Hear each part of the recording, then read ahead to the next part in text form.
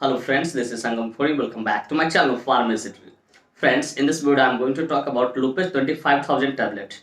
Yeah, tablet Lupus 25,000. So friends, without wasting any more time, we should start the video.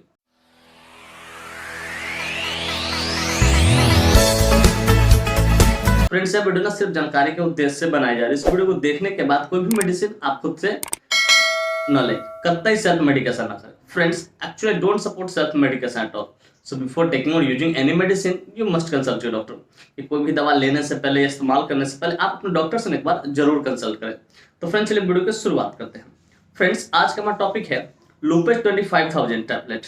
Friends, लूपेस 25,000 एक बहुत ही शानदार, बहुत ही प्रचलित prescription medicine है जिसका इस्तेमाल पैनक्रियाज से रिलेटेड प्रॉब्लम को ठीक करने के लिए किया जाता है। फ्रेंड्स, हमारे बॉडी में इंटरनल जो ऑर्गन है, ठीक है, उसमें पैनक्रियाज ऑर्गन होता है और उससे रिलेटेड कोई प्रॉब्लम हो रही तो उसको ठीक करने के लिए इस मेडिसिन का इस्तेमाल किया जाता है। फ्रेंड्स, थोड़ा देर पहले मैंने क्या बोला, प्रेस्क्रिप्शन मेडिसिन है। चलिए जरा इसे क्लियर करता हूँ। डियर व्यूअर्स, प्रेस्क्रिप्शन मेडिसिन कहने का अर्थ होता है कोई भी वैसा मेडिसिन जिसे परचेज करने के लिए, खरीदने के लिए हमें डॉक्टर की पर्ची की जरूरत हो, प्रेस्क्रिप्शन की जरूरत हो, उसे हम लोग प्रेस्क्रिप्शन मेडिसिन बोलते हैं। फ्रेंड्स, यह मेडिसिन डाइजेस्टिव एंजाइम कैटेगरी से बिलोंग करता है, या तो इसे आप दूसरे शब्दों में पैनक्रियाटिक एंजाइम कैटेगरी भी कह सकते हो। अब जाहिर सी बात है, मैंने इस टर्म का इस्तेमाल किया है तो मेरे व्यूअर जानना चाहेंगे, पूछना चाहेंगे, sir what is the exact meaning of digestive enzyme category.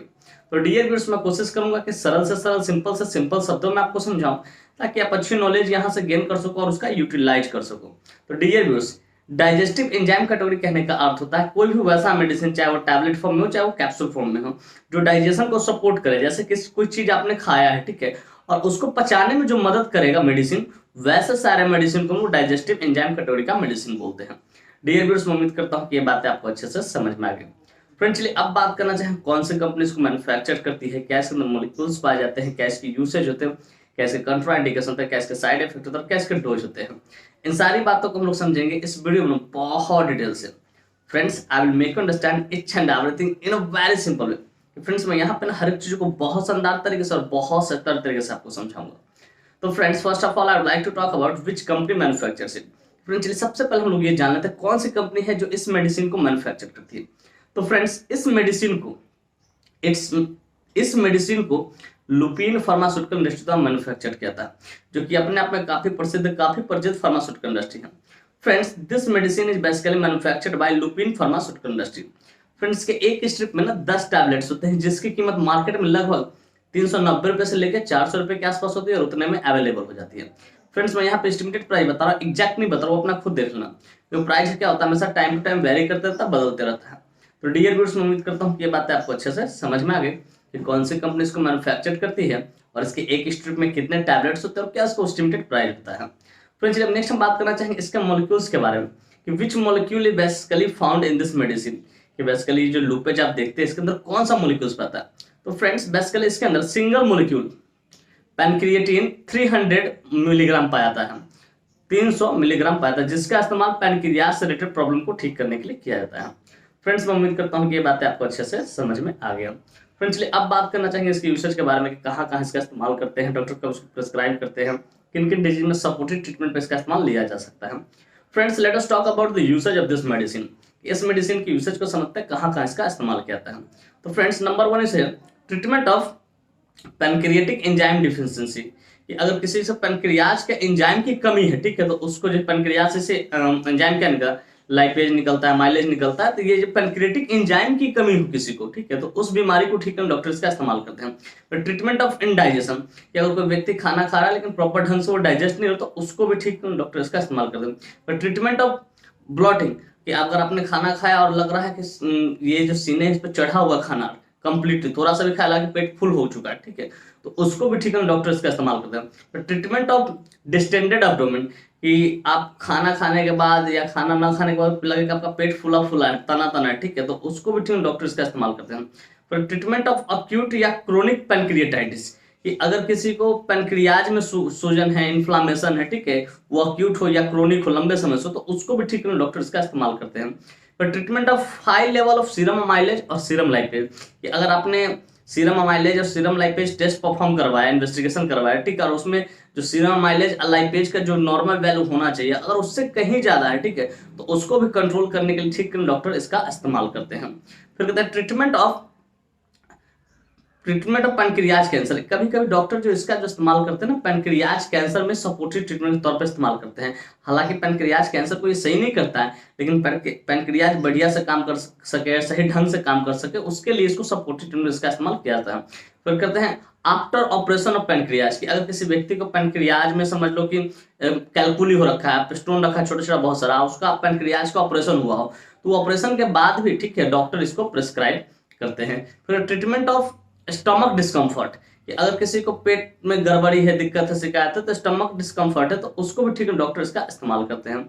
फिर treatment of reduced frequency of stool, कि कभी कभी जो स्टूल की फ्रीक्वेंसी बहुत ज्यादा हो तो उसको घटाने के लिए, सही करने के डॉक्टर इसका इस्तेमाल करते हैं। तो फ्रेंड्स बेसिकली इतने सारे जगह पर डॉक्टर इसका इस्तेमाल करते हैं, इस मेडिसिन का इस्तेमाल किया जाता है। मेनली जो इसका इस्तेमाल होता है पैनक्रियाटिक एंजाइम डिफिशिएंसी को ठीक करने के लिए, दूसरा इनडाइजेशन को ठीक करना, सही से कुछ डाइजेस्ट नहीं हो रहा है और सीरम माइलेज और लाइपेज बढ़ा रहा है, तब डॉक्टर इसको इस्तेमाल करते हैं।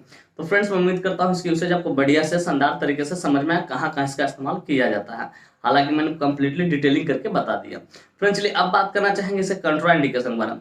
Friends without knowing contraindication we should never ever administer any medicine to any, कि बिना कंट्राइंडिकेशन जाने कभी भी किसी को भी कोई भी मेडिसिन हो आपको एडमिनिस्टर नहीं करना है, इसका परिणाम घातक हो सकता है। तो फ्रेंड्स नंबर 1 कंट्राइंडिकेशन अल्कोहल, की अगर किसी व्यक्ति ने अल्कोहल कंज्यूम कर रखा तो उसको आपको नहीं देना। फिर द लिवर डिजीज, कि अगर कोई व्यक्ति लिवर डिजीज से सफर कर रहा है तो उसको भी आपको नहीं देना है। फिर किडनी डिजीज, अगर कोई व्यक्ति किडनी डिजीज से सफर कर रहा है तो उसको भी आपको नहीं देना। फिर प्रेग्नेंट लेडी, की अगर कोई लेडी प्रेग्नेंट है, इन द फैमिली में है, माँ बनने वाला, उसको भी आपको नहीं देना है। तो फ्रेंड्स ये कुछ ऐसे कंट्राइंडिकेशन, इस तरह कोई भी कंट्राइंडिकेशन का हिस्ट्री मिले उस पेशेंट को आपको नहीं देना है। तो फ्रेंड्स मैं उम्मीद करता हूँ कंट्राइंडिकेशन भी आपको बढ़िया से समझ में आएगा। फ्रेंड्स चलिए अब बात करना चाहिए साइड इफेक्ट्स के बारे में। फ्रेंड जितने भी एलोपैथिक मेडिसिन होते हैं उसका कुछ ना कुछ तो साइड इफेक्ट देखने को मिलता ही है, ठीक उसी प्रकार इसका भी कुछ साइड इफेक्ट है जो कि इस प्रकार है। नंबर 1 है डायरिया, आपका स्टूल पानी की तरह पतला हो जाएगा। फिर स्टोमक, फिर कहते हैं ब्लॉटिंग, आपको हो सके कि लगे खाना सीने पे चढ़ा हुआ, ब्लॉटिंग टाइप का फील आएगा, लगे पेट भरा भरा हुआ, ठीक है। तो ये कुछ इसका साइड इफेक्ट है, डायरिया, स्टमक पेन और ब्लॉटिंग।